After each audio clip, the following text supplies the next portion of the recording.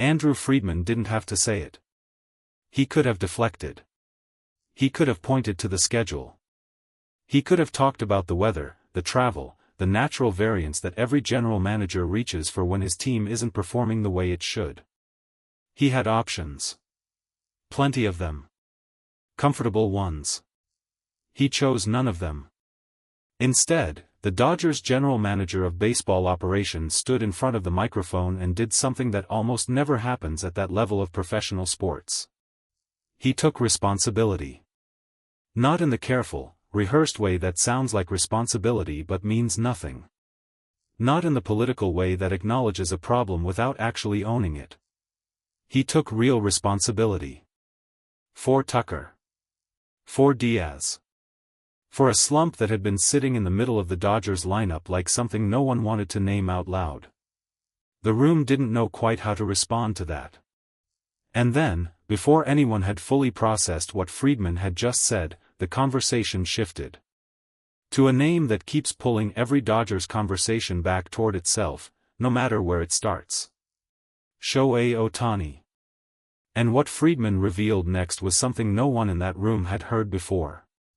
Something about what Ohtani's presence had done, not to the box scores, not to the attendance figures, not to the merchandise numbers, but to the players themselves.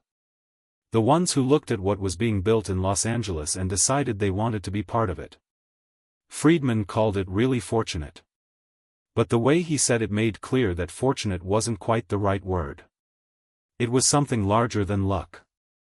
Something that had quietly reshaped the foundation of this entire roster before a single pitch of the season had been thrown.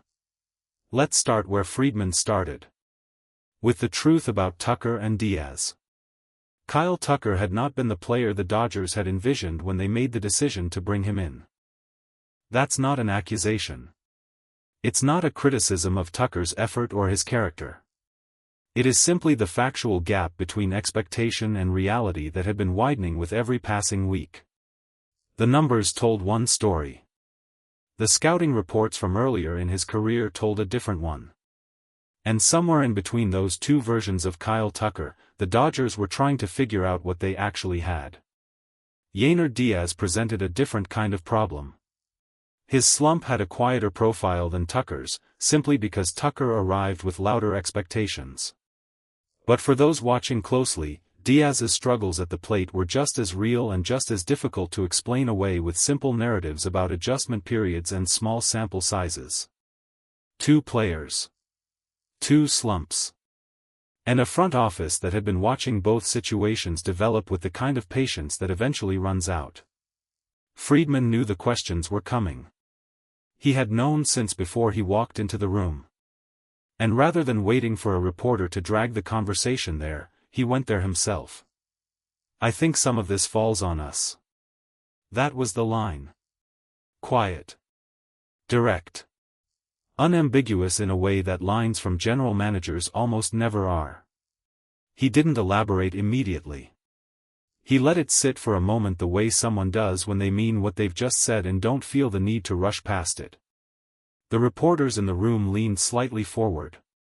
This was not the script they had expected. Friedman continued.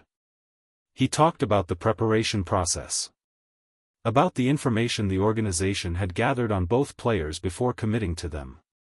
About the environment they had been brought into and whether that environment had been set up in a way that gave them the best possible chance to succeed from day one.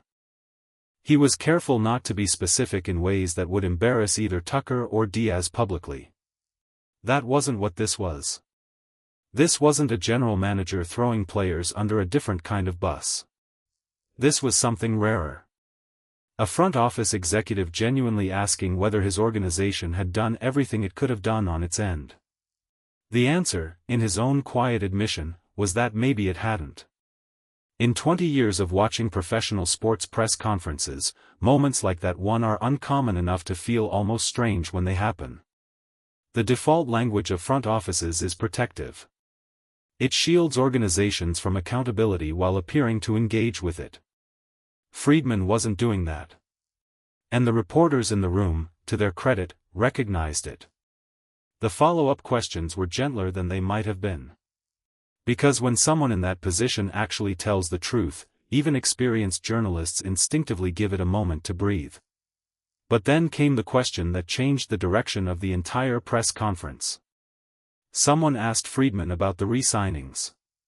About the players who had looked at their options before the season and decided that Los Angeles was where they wanted to be.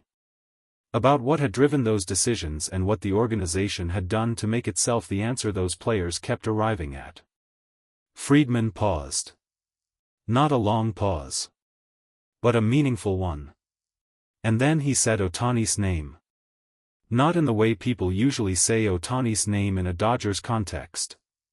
Not as the centerpiece of a lineup discussion or the subject of a pitching schedule debate or the answer to a question about jersey sales and national television ratings.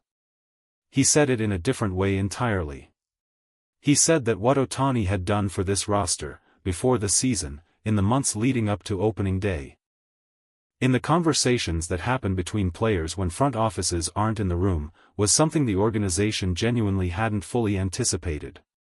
He said that players who had been weighing their options, players with real choices and real leverage and real offers from other organizations, had kept coming back to one factor that didn't appear anywhere in the financial presentations or the analytics breakdowns or the facility tours.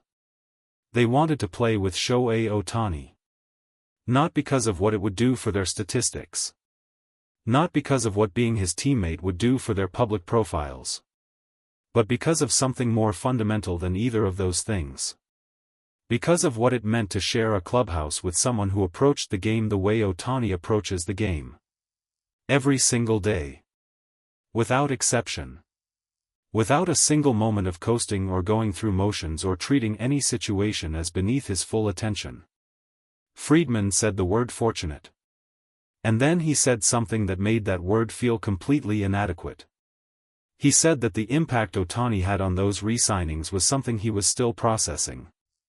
That even having watched it develop from the inside, even having been part of the conversations where players explained their thinking, he found himself surprised by how consistently Ohtani's name came up. By how much weight it carried in decisions that had nothing officially to do with him. A player on another team, weighing a contract, sitting with his family in a quiet room going through a decision that would shape the next several years of his professional life, and one of the factors in that decision was the daily standard set by a man he hadn't yet become teammates with.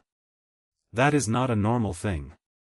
That is not the kind of thing that happens around most players, no matter how talented they are. Talent alone doesn't create that kind of gravity. Something else does. Friedman didn't have a clean label for what that something else was. He didn't reach for a word or a phrase that would make it neat and quotable.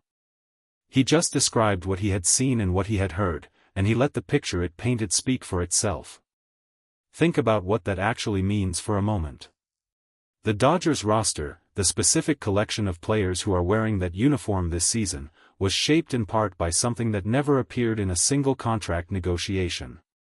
Ohtani's contract was signed. His numbers were established. His role was defined. And then, separately, quietly, without any official mechanism for measuring it, his presence began affecting decisions made by other players in other cities. That is influence at a level that most professional athletes never reach. Not because they lack talent. Not because they lack charisma or leadership or any of the qualities people usually point to when they talk about influence. But because real influence of that kind, the kind that changes the calculations of other professionals without being applied directly, requires something that can't be manufactured. It requires being exactly who you are, completely and consistently, until the people around you can't imagine the standard being any different. Ohtani had done that. Not as a strategy. Not as a leadership initiative. Simply by being Ohtani. And now think about Tucker. About Diaz. About the slump that started this entire conversation. Because here is the thing that Friedman's press conference quietly revealed, even in the parts where Ohtani's name wasn't being mentioned. The expectations inside this clubhouse are different from the expectations inside most clubhouses. They are higher. Not in the way that management imposes high expectations on players from above. but in the way that players impose them on themselves when they look around and see what the standard actually looks like every single day. Coming into a team shaped by Ohtani's presence is not the same as coming into any other team. The baseline is different. The definition of preparation is different. The understanding of what it means to show up and be ready, genuinely ready, not just physically present, is different. Whether that environment helped Tucker and Diaz or added a layer of pressure that made their adjustments more difficult is a question worth sitting with. Friedman seemed to be sitting with it himself. He had taken responsibility because he understood that putting players into a high-standard environment without fully preparing them for what that environment demands is itself a failure of preparation. A front office failure. His failure. The press conference ended without resolution. That's the nature of these things. The slumps are still there. The questions are still there. The gap between what the Dodgers were expected to be this season and what they have been so far has not been closed by anything that was said in that room. But something had been clarified. Something important. Friedman had shown that this organization was willing to look at itself honestly. That when things weren't working, the first question being asked wasn't which player to blame. It was what the organization could have done differently. And in the middle of that honest accounting, Ohtani's name had appeared. Not as a problem. Not as a complication. But as the quiet, unprecedented force that had shaped this roster in ways no spreadsheet had predicted and no contract clause had required. Friedman called it really fortunate. Standing in that room, listening to him describe what Ohtani's presence had actually done, to the players, to the decisions, to the invisible architecture of this team, fortunate felt like the smallest possible word for it.